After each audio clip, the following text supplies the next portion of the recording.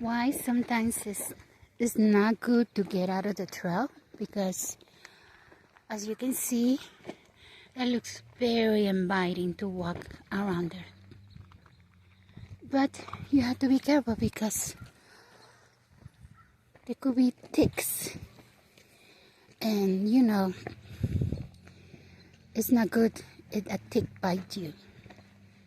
So if you're wearing the right shoes and pants and socks,